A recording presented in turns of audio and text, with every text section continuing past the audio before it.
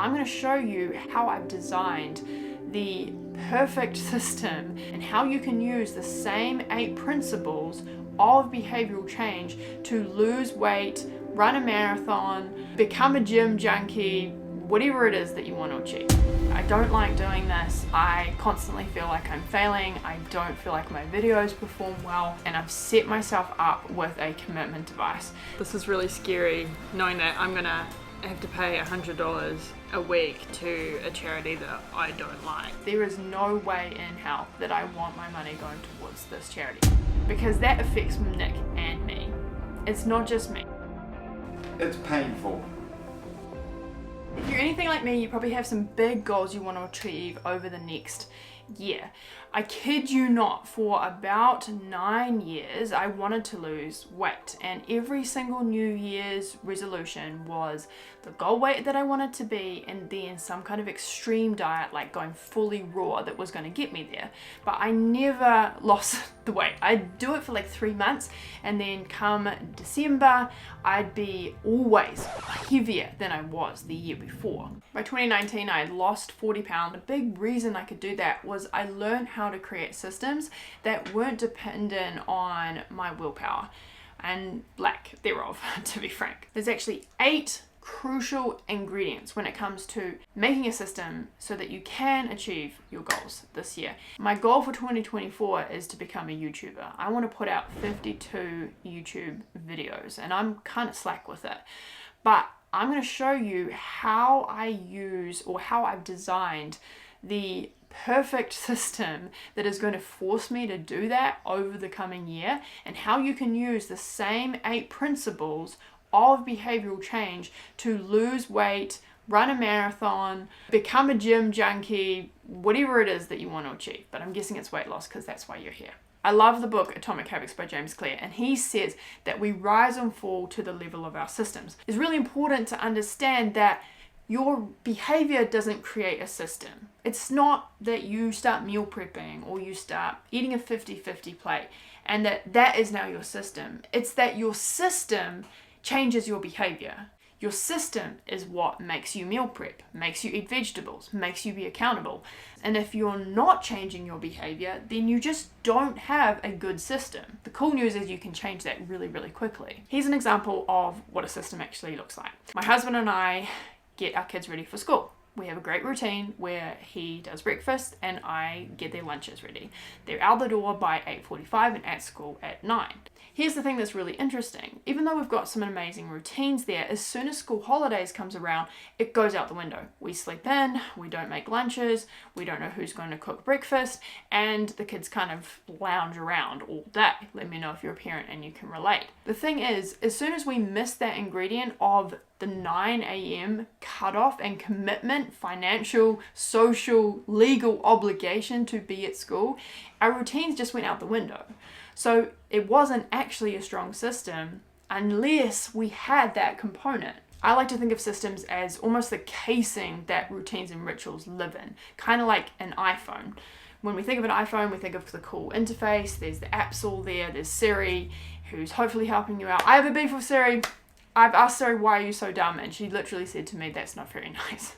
That's what we think of, but none of that interface exists unless we can physically hold the phone. We need to have the hardware there. And it's the same when I think about that system. The routine is the software.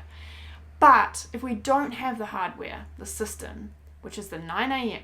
that we have to be at school, then the routine crumbles. So when it comes to building a system, we want to look at how habits are actually formed. And there's 4 steps in order to do this. The first one is a cue. This is when we realize that we want to change some kind of behavior. It's when we realize that we're cold and we go, I need to go get some kind of jersey. It's when we realize that we want to have a burger because we suddenly realize we don't have a burger. So that's the cue. It's that initial trigger, if you will. After that, we have what's called a craving. This is the second step of forming a habit. Then we get some desire to satisfy what we realize we don't have. If I am going along and I see a burger shop, we're going to go with the burger analogy. Now I want to have a burger. That is the craving that I experience. Next, in the third step, we have some kind of response. And typically I'm going to go into the burger, hopefully Monty's, because Monty's in LA is the best burger place in the world. But I will go into Monty's, I will order the vegan chicken burger with a milkshake, and I will enjoy that, which then takes us to the fourth step, which is the reward. And the reward is my brain is flooded with dopamine as I take bites into that juicy burger. And the reason our brains do this is so that we can get on autopilot, because we know that when we have a burger, it's going to taste good. We don't have to learn that again. And this is how all habits are formed. They always follow this sequence of event. The cool part about this is that we can use that knowledge to design a system that hits every single part of that process. So for when you want to build good behavior, you want to make the cue more obvious. You want to make the craving more attractive. You want to make the response easier so that you do it, and you want to make the reward more satisfying. If you want to break a bad habit, then you want to make the cue more invisible so that you're less likely to do it. You want to make the craving unattractive so that you're less likely to want to act on it. You want to make it difficult to have some kind of response and put barriers in place so that you can't instantly go and buy that burger. There's something that stops you doing that, and you want to make it unsatisfying and painful to follow through so that it's not actually rewarding, and your brain starts to realize that that behavior doesn't give the same reward that it used to. Here's how you can use that system to hit all 8 parts. So for the cue stage, you want to get food that you want to eat in plain sight. That's going to make it more obvious. You want to get processed food or foods that you don't want to be eating, well, probably that you do, out of your environment so that you don't see them anymore. You, at the craving stage, we want to make meals that you enjoy, things that are satisfying, things that are delicious, things that don't make you hate your diet so that you want to keep doing it. You want to maybe look at the calories in terms of a food that you would be craving, or have some kind of barrier where if you look at the food that you don't want to be eating or a behavior that you don't want to be doing, that there's some kind of unattractive element to you following through on that behavior. At the response stage, have food ready to go that you can make in 5 minutes or less. For me, that is potatoes. It's having some tofu ready. It's having a pre-made condiment so that I can throw a salad bowl together in 5 minutes. It's getting that processed food out of my house when I want to break the response. I'm putting a barrier there. There has to be some friction there. At the reward stage, you can use a habit tracker. You can get into a community that is going to celebrate your progress. I like to use commitment devices, which I'm going to talk about in a moment, and that's making it really, really painful. So that's how to use all 8 of these pieces or these principles to form a habit. I want to show you right now how I'm going to be using this to build a habit of becoming a YouTuber and getting consistent with posting on YouTube over the next year, because this is my big goal, and it's the thing that I've consistently felt like I've failed at because I haven't had a good system. If your system is not getting you to change, like mine, I created routines. I had a day that I was going to film a YouTube video. I said that I was going to do it, and I don't do it. If you don't have something in your system that is actually making you change, then you're not broken, your system is. You're not a failure. I'm not a failure because I wasn't doing YouTube videos. I just didn't have a good system. I have a pretty darn good system now, and here's how I'm tackling it. The first step is to make it obvious. So I need to make it really clear what I actually want to achieve. I can't have some kind of goal like get better at YouTube or hit 100,000 subscribers, because I can't actually act on that with enough consistency to build a habit. So the habit that I've decided on is every single Friday, NZ Friday, by 11:59 p.m, I will have uploaded a YouTube video every single Friday for 52 weeks from this week onward. I set up a day that I'm going to film my YouTube video. I have marked off the time on my calendar. I've set an alarm for the day before. I've set a recurring event in my phone to block off time so that there is no way that I can forget that this is happening. It's really, really obvious now. Now, the thing that's going to hold me back is distractions. It's procrastination and it's perfectionism of why I should be doing something else or why what I'm doing isn't good enough. So I have to make those things more invisible. So I've told my team that I won't be available on the days that I'm going to film. I've set up an auto reminder message that I won't be there to answer. I'm basically going incognito on that day. I've also set up a social media blocker. I love Orbit, I use it on my phone all the time, so that the day that I film, I am not going to be able to go on Instagram and be distracted by it. I'm essentially being forced to do the thing that I want to do. The second step is to hit the cravings. So I need to make it attractive for me to actually film a video. And I really don't like it. I don't like doing this. I constantly feel like I'm failing. I don't feel like my videos perform well. I don't have ideas, and I cannot tell you the amount of times that I have refilmed this video.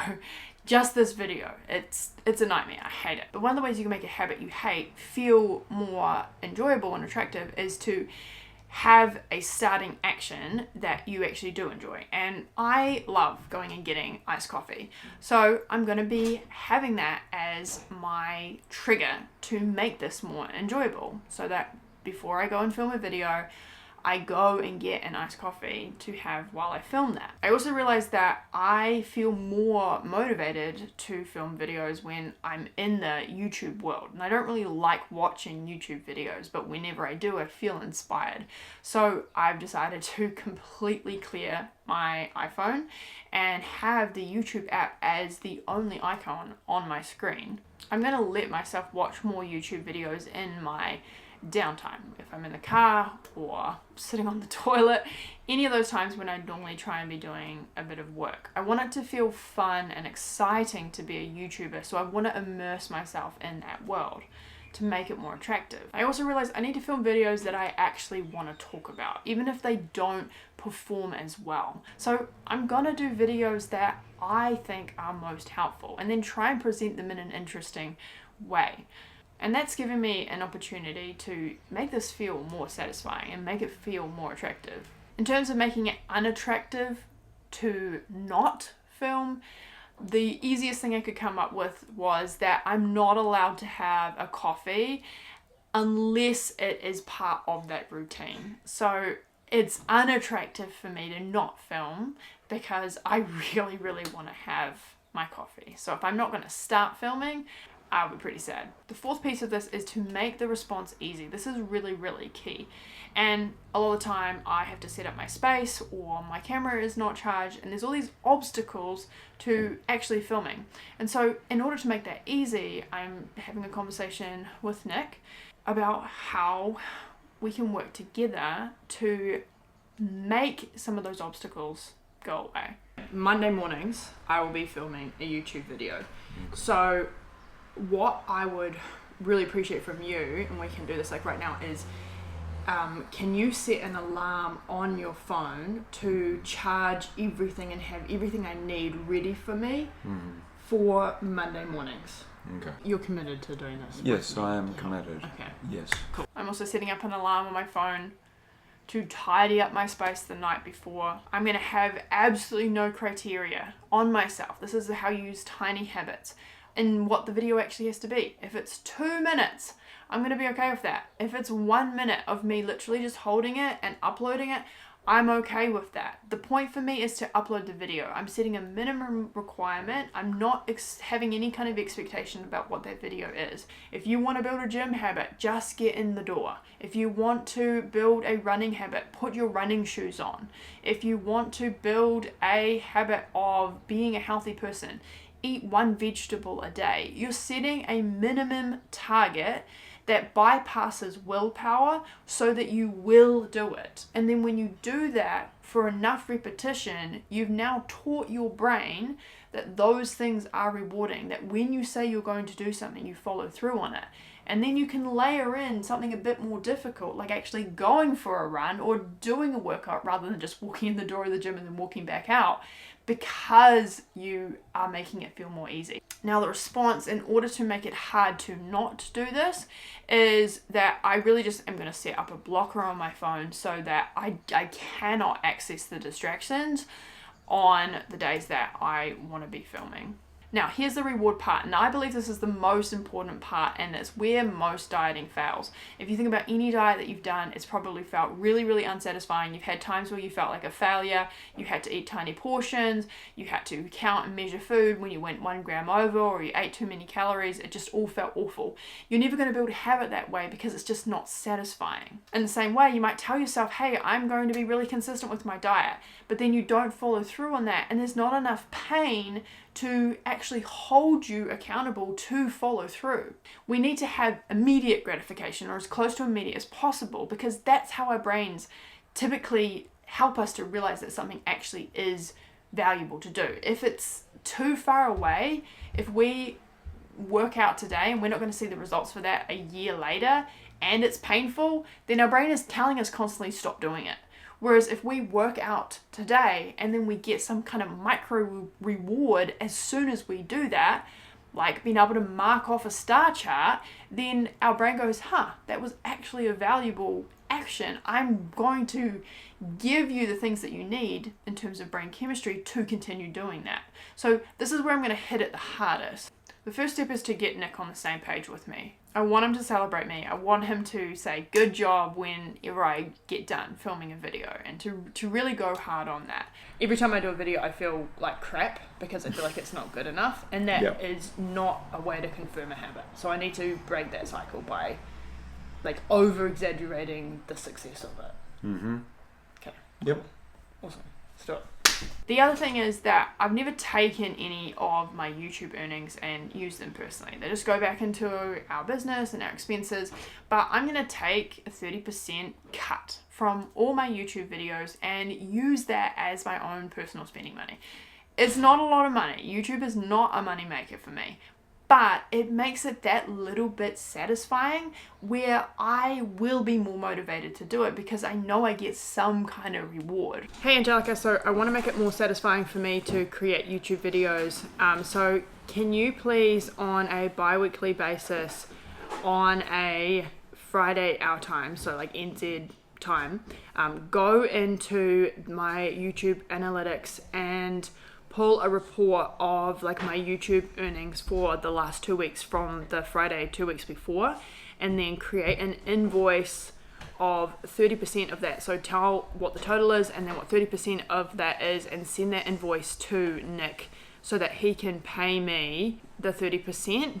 And then also, can you please create like a little report for me and send it to me with a message that's like, congratulations, like this is how much you made, and then this is how much you're getting paid. And it's just to make it more satisfying for me. So can you please set that up and let me know when it's done? Thank you. Because that's slightly less immediate, that's going to be more of like a weekly or a monthly thing that happens. I'm going to have a reward of a lunch date or a coffee date as soon as I finish my YouTube video, so I can go and look forward to that with Nick, and it also feels like, hey, like I did something great, this is now satisfying. And in order to make it unsatisfying and painful for me to not follow through on this, this is where I've gone the hardest, and I've set myself up with a commitment device.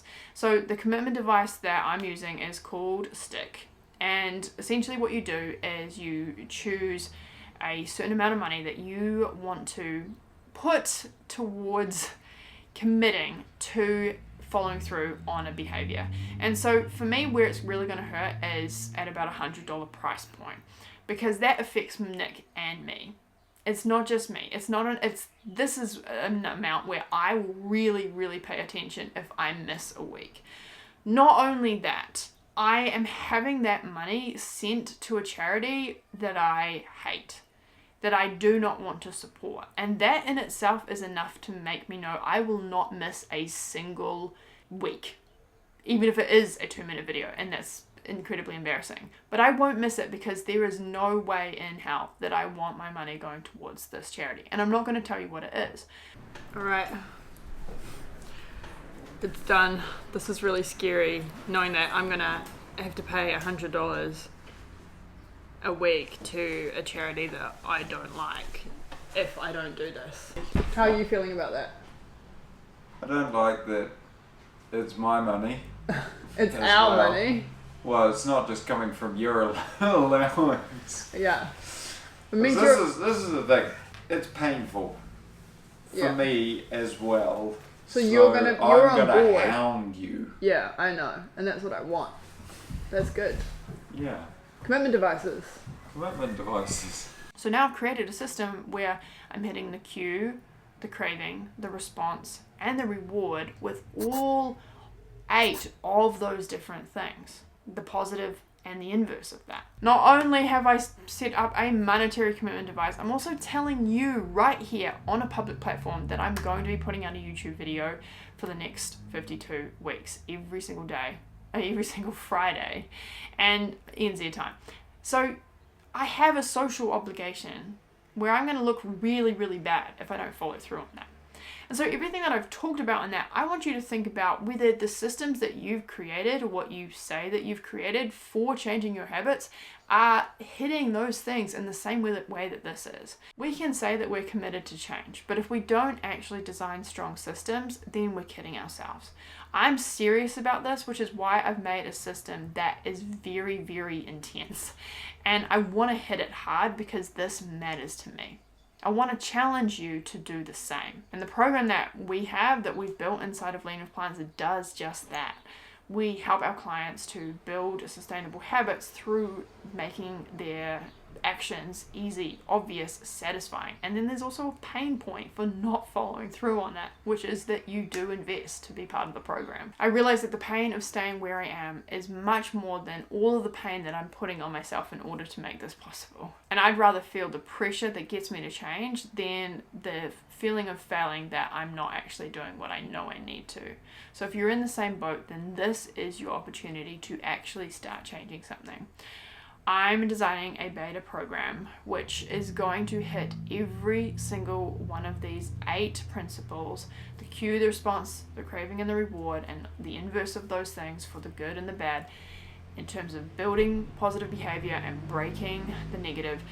And this program is going to hit it harder than anything that I've ever created. I'm only going to be taking 4 people for that, for this reason. It's going to be intense. If that's something that you're interested in and you really want to make this your year, then I'm going to put a form in the description for you to have a look at, and maybe we'll see you there. Maybe you're super serious about this.